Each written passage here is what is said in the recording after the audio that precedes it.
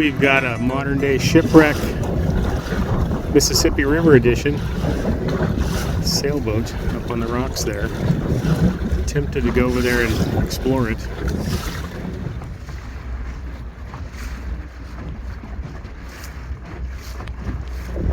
I think there's something really beautiful about these old industrial buildings. I know I've said it before. What's the difference between that and a castle in Ireland or England? I mean, the materials are probably a little different, but just as much work was put into it.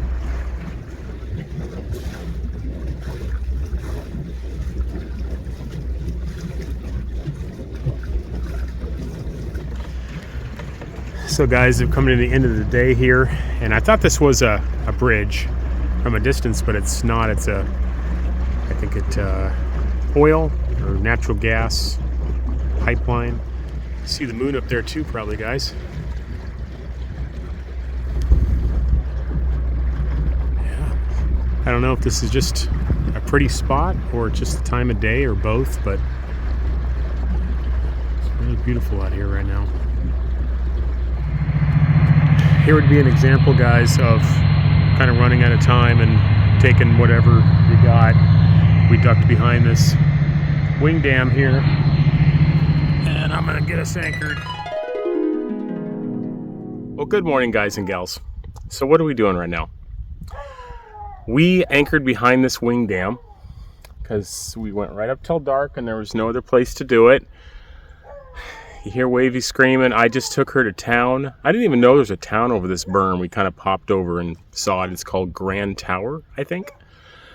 And I walked her around for like 2 miles, and I tried to explain to her that we're going on a gas run right now. We found a little gas station, and it would just be too hard to walk her at the same time, and so she's just going to scream her head off. But I figured I would take you guys along, and I'll show you how sometimes on a trip like this, you're just going to have to be creative in how you get enough gas. I think we have enough to get to Paducah, but it's right at the edge, and we're going to grab another 6 or 7 gallons here. So let me take you along. Stay tuned.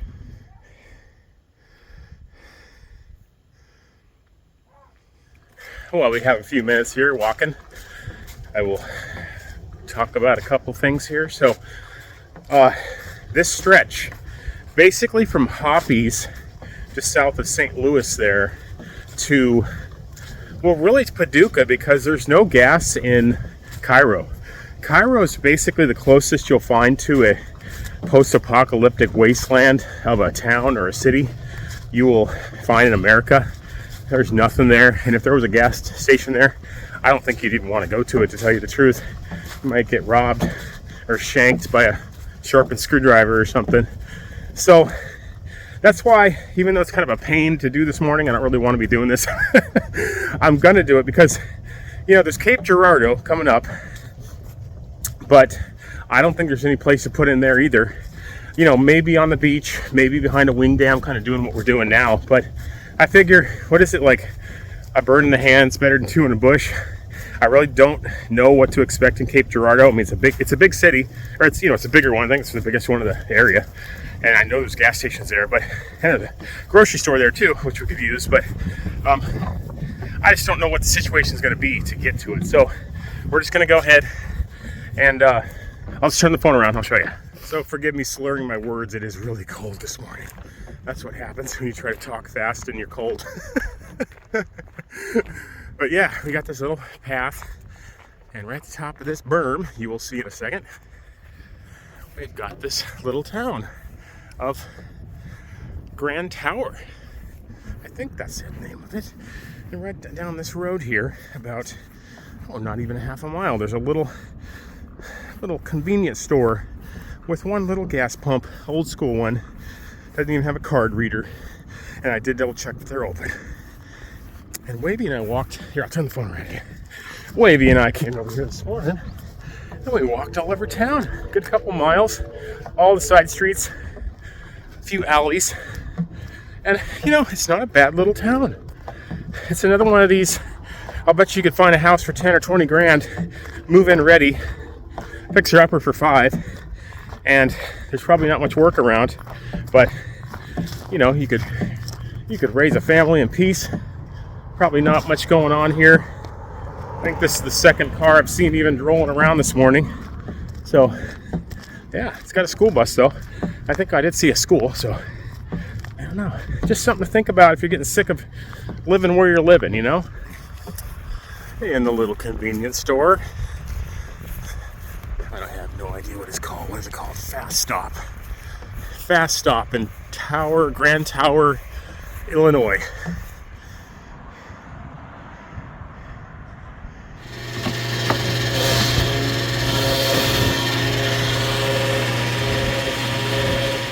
Got one more breakfast sandwich in the case. I grabbed that. I'm treating myself to some pretty gross donuts. As I was hoofing it down here, I'm thinking, am I going to make it all the way to the boat without someone stopping and offering me a ride or something? And I almost got over to the berm here, this truck stop. He's like, you all right? I'm like, yeah, I'm just going to my boat. He's like, right over here? I'm like, yeah. And he's like, all right, carry on. And he drove away. The goodness of humanity always has to let itself be known. Oh. Wavey's probably still screaming her head off at the end of this trail. Yep, she's still screaming.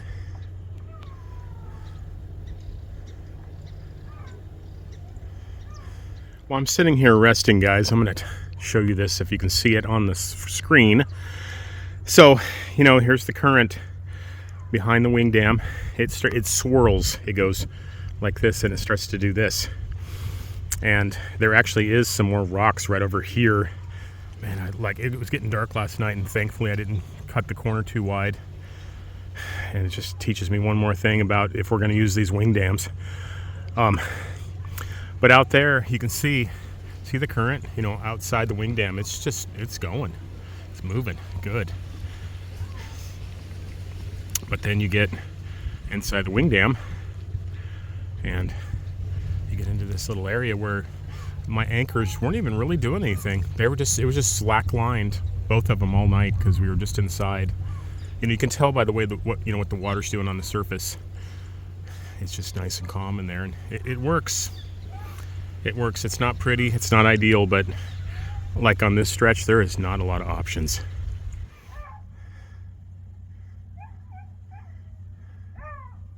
Yep, she's up there on the counter. Look at that. Look at that. You little shit.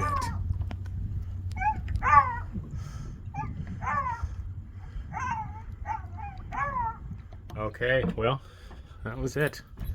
And the screaming brat, not you. Got over 7 more gallons, almost 7.5 gallons more on board. Got the dinghy tied back up. Oh, I love you, my little workhorse. You gotta always tell your workhorse how much you love them.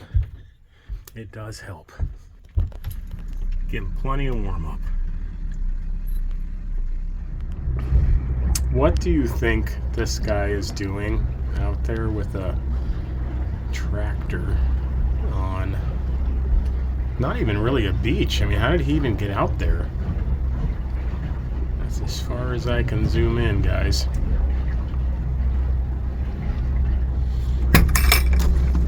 Something else interesting coming along. Look at this. Some kind of workboat that took a beating. Look at that. Holy cow. I wonder what the story of that is. That's actually a push. That's a push barge. Huh. It's the first one I've ever seen in that condition.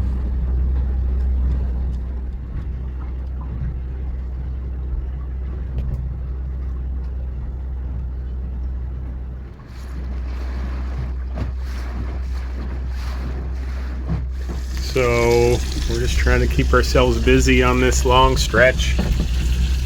I'm hoping to be going around the Horn of Cairo there into the Ohio River by maybe the same time tomorrow. Today's Friday, day after Thanksgiving, and we went and got gas this morning. We got some bacon, first time on this trip, pretty awesome. And got some potatoes and some onions. So we're just cooking and doing 7 miles an hour down the river. Stay tuned. Yeah, I just fed you some bacon grease, and now I know you're a happy dog. You're a happy dog, aren't you? Oh, now you're happier than you normally are, huh? It's like a apartment complex on the water right there. Alrighty, guys and gals. This will be another little milestone, I think. We are coming into Cape Girardeau. I was thinking St. Genevieve, where we were up a couple days ago. And here's the bridge right there. And this is, one of the bigger, I guess you could call it a city in the area that's on the river, which is kind of uncommon down here. So, yeah, we'll go by slow. And if there's a dock out or something, maybe we'll even go to town. Let's find out. Stay tuned. I remember being kind of frustrated 5 years ago on the Shanty Boat Beagle adventure, not being able to come in here and explore this town more. There's some people right there. What are they doing? Looks like there's a lot of action going on behind those walls.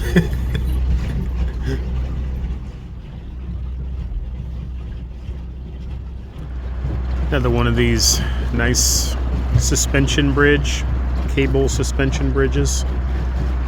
Like you see quite a bit. I think we saw one in,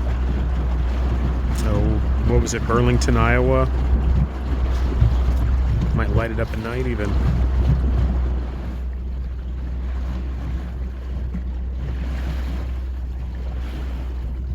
Oh, I hope you're not sick of seeing train trestles. I think they're beautiful. And this one's exceptionally beautiful. Look at that. Look at these pillars. Old school pillars. And then if you look over there where it's on the land part, it's all stonework.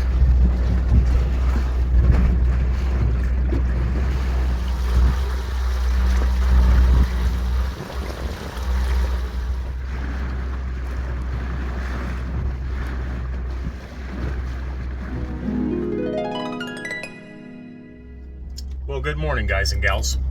This will be a quick little catching you up on what's going on. So we got up early this morning. We're trying to finish up this last bit of the Mississippi. I'll show you on the map here where we are. We're at the bend. I think they call this the Kentucky Bend or something like that. I will double check that. But when you get down close to the mouth of the Ohio, you got this 180 is like a zigzag, like a snake. And we are going to the first bend right now. I'll turn the phone around and I'll show you. We're kind of going into the sun here for another few minutes until we turn zigzag around. But yeah, we're just trying to get to Paducah. We're going to hang out for a couple days there and, reprovision. And it's just a good place to kind of stage for the next part of this trip, which would be going in the Kentucky Lakes. And I think you're gonna like it. You cannot go wrong with the Kentucky Lakes. And I also need to pull up on a beach here pretty soon and let Wavey go do her business. So I'll just keep you posted, guys. But we're almost to the Ohio.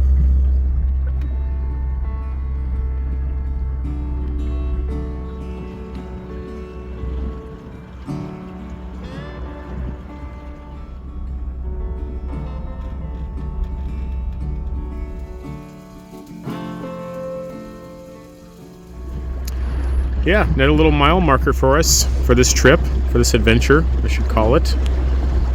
Call it by its proper name. It's an adventure. And just a mile or two up ahead, we will be turning up the Ohio. Kind of late in the day, and we're hoping that we find a place to get off the river because we will not be able to make it to Paducah before sunset. Well, I think I'm going to step outside here to give you guys a proper view. So, right there that point is right where the Ohio dumps into the Mississippi.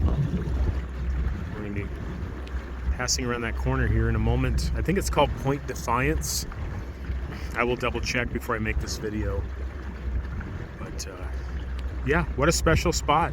I'm always moved by these little special geographical locations, like two major North American rivers coming together. I just feel I feel very blessed and lucky to be able to see them with my own eyes.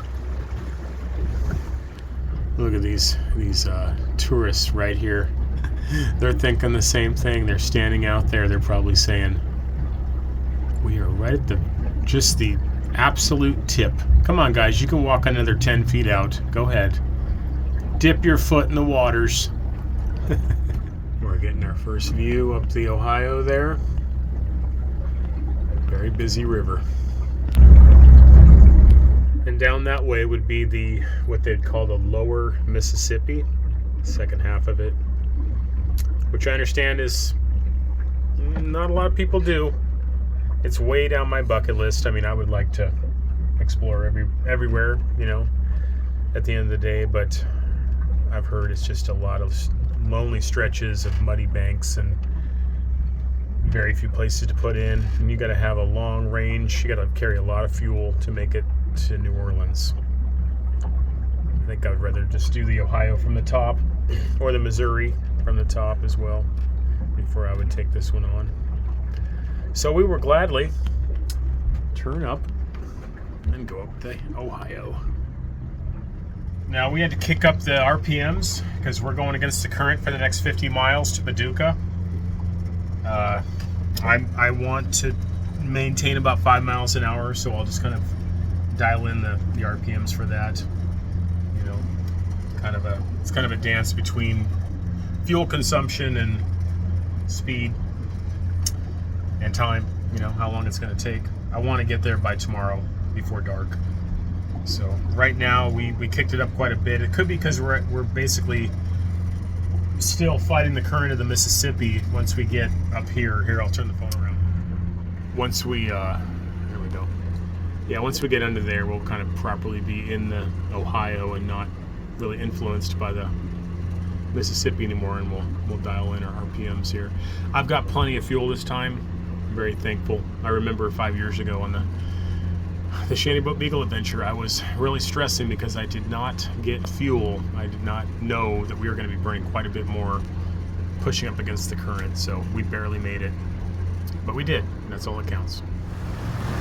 Yeah, this is the other side of that trestle that we just went under on the Mississippi side, and it's for vehicles. You can see passing by here right now, and we'll be passing under it in just a moment. Look at all these barges just ready to be moved somewhere, all staged. This is going to be a busy 50 miles, guys.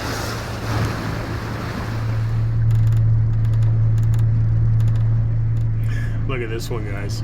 How long do you think this one's been tied up and anchored in the middle of the river with big old rusty holes in the front of it? It's amazing it's even floating. Yeah, look at this, guys. This whole river mouth is just full of these barges.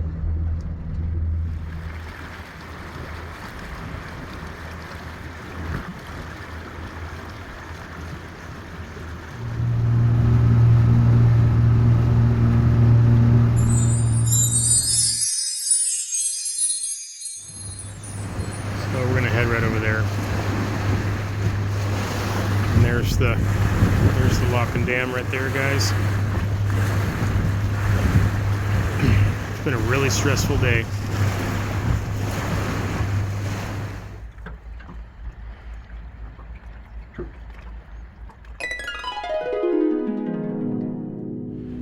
Good morning, guys. So it's just now daylight, about 6:30 in the morning. And obviously it started raining. It's almost snowing. It's pretty cold. And we called the lockmaster. We had to use the phone because it's so early, he's probably not monitoring anything. And he told us to come over here and get in the chamber. We're gonna get above it. So, no coffee, just woke up, just crawled out of bed. I'm still in my socks. Let's get through this. So we're going around the wall here where he told us to go behind a towboat. It's also going north or east.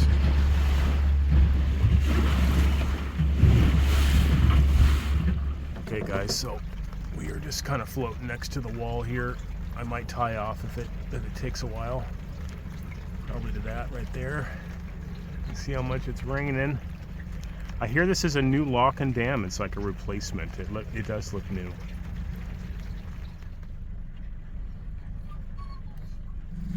I kept drifting towards the lock, so I just tied off to this railing here until they call us.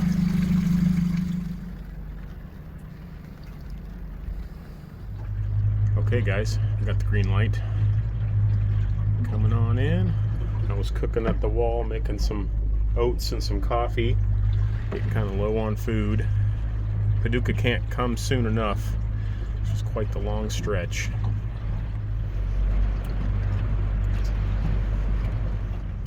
Trying to get a little footage for you guys. This is the gates closing it behind us here.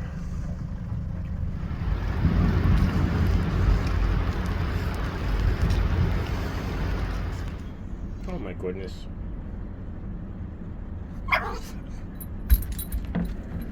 I don't want you going out there right now. Hey, stay right there. This is kind of one of those duh moments, but they're actually lifting us up this time. They're not dropping us. So we're being lifted up in the chamber. It's pretty cool. You can see we're actually higher now. I can see over the walls here. So someone was asking that in the comments. Do you get lowered or raised? And I was like, well, coming down the Mississippi, I think you're always lowered coming south. But in this case, going up the Ohio, we're being lifted. Okay, they are opening up the gates for us. Little old us, all again.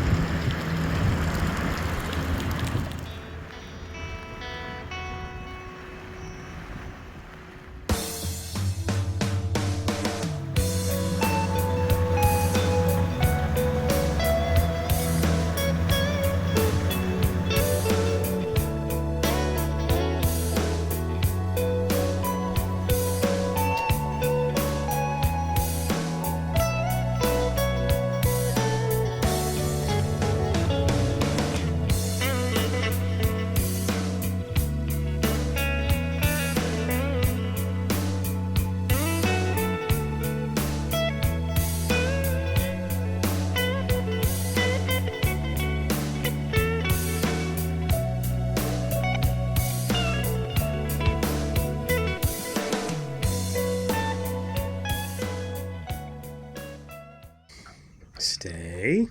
Stay. Stay.